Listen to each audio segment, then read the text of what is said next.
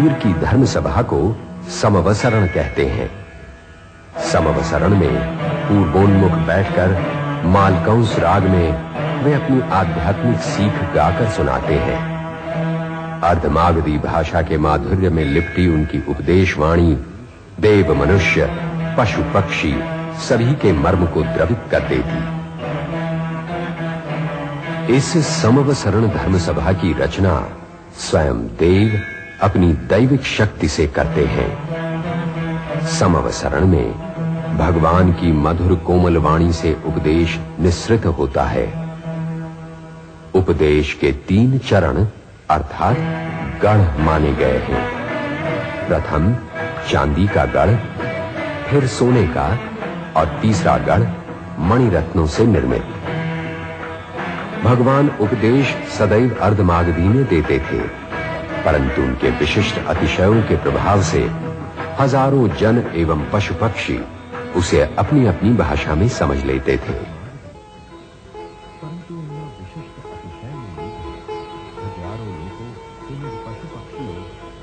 तीर्थंकर का प्रथम प्रवचन समाप्त होने पर समवसरण में भगवान के समक्ष अधप के सुगंधी चावल से बलि विधान किया जाता है।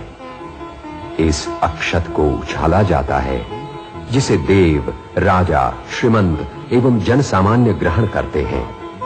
अक्षत ग्रहण करने वाले की 6 महीने तक रोगों से रक्षा होती है और यदि वो रोगग्रस्त हो तो स्वस्थ हो जाता है।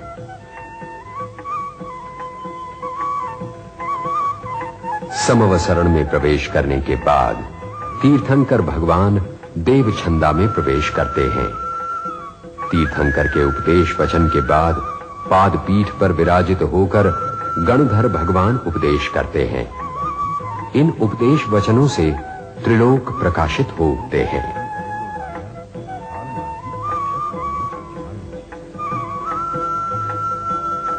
अपापा नगरी में रहते श्रीमंत ब्राह्मण सौमिल आर्य द्वारा आयोजित महायज्ञ में भारत भर के कर्मकांडी ब्राह्मण पधारे हुए थे, परंतु समस्त देव तथा मनुष्य गण तो भगवान महावीर की धर्म परिषद में सम्मिलित होने तत्परता से जा रहे थे।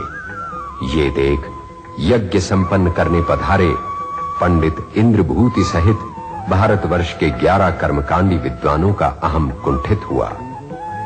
भगवान को शास्त्रार्थ में पराजित करने वे तत्काल धर्म परिषद के लिए रवाना हुए, किंतु सर्वज्ञ महावीर से कुछ गुप्त नहीं था।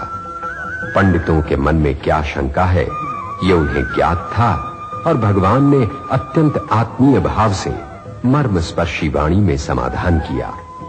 इससे वे इतने प्रभावित हुए कि उन्होंने अपने 11 शिष्यों सहित भगवान से दीक्षा ग्रहण की। तो इतना सशक्त था भगवान महावीर का समता, अहिंसा एवं अनेकांत का संदेश। विद्वानों के साथ हुए भगवान महावीर के इस वार्तालाप को शास्त्रकारों ने गणधरवाद कहा है। गोशालक नामक शिष्य ने भगवान से तेजोलेश्य विद्या की साधना ग्रहण की और बाद में भगवान का शत्रु बनकर उसने उन्हीं पर इसका प्रयोग किया, किंतु उसने छोड़े हुए तेजोलेश्य के बलय महावीर के शरीर में प्रविष्ट होने के बजाय स्वयं गोशालक की देह की परिक्रमा करने लगे। गोशालक और कुछ करने की सोचे उससे पहले ही वो बलय उसी के मुख में प्रविष्ट हुआ और स्वरूपवान गोशालक क्षण भर में कुरूप घिनौना बन गया। भगवान महावीर ने मगध, मिथिला, कौशल एवं कलिंग में भ्रमण किया। हजारों स्त्री पुरुष उनके अनुयायी बने। समस्त जीवों की समता के सिद्धांत से अहिंसा का आविष्कार हुआ। उन्होंने मन, वचन एवं कर्म की अहिंसा का उपदेश दिया। भगवान महावीर जीवन के 72वें वर्ष में प्रवेश कर चुके थे। उनकी ये अंतिम वर्षा ऋतु पावापुरी में व्यतीत हो रही थी। यहां 16 प्रहर अर्थात 48 घंटे का अखंड प्रवचन समाप्त होते ही भगवान की आत्मा ज्योति में ज्योति बनकर विलीन हो गई।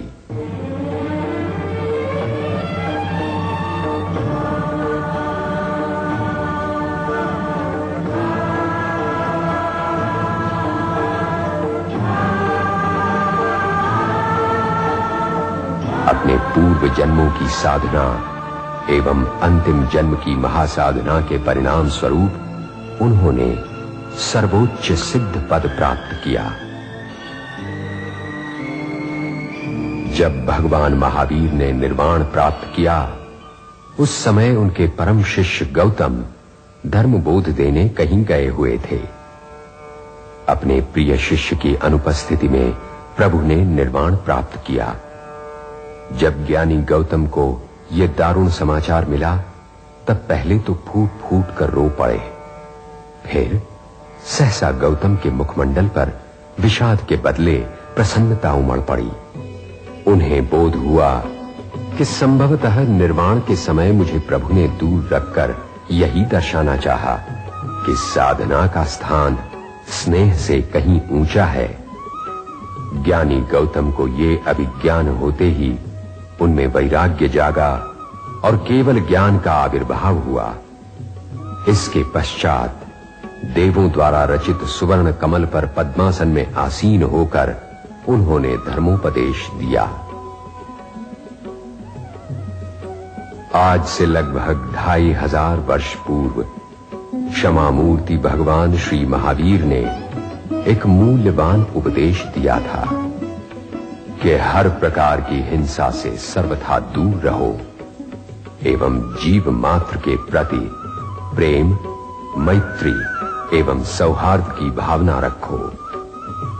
उस प्राचीन युग में यह उपदेश जितना उपयुक्त था, उससे कहीं अधिक उसकी सार्थकता वर्तमान युग में है।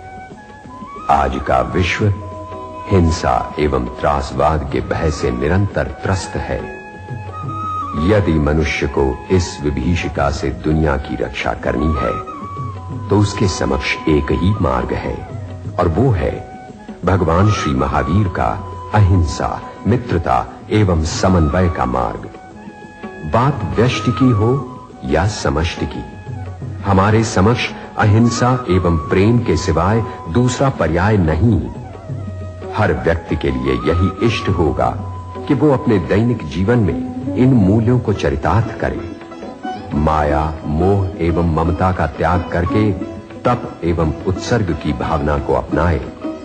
जो व्यक्ति राग, द्वेष, तिरस्कार, कटुता आदि अनिष्टकारी वृत्तियों का बहिष्कार करके अपनी आत्मा को ऊर्ध्वमुखी बनाएगा, वही भगवान का सच्चा अनुयायी कहलाएगा। जैनम जयति शासनम।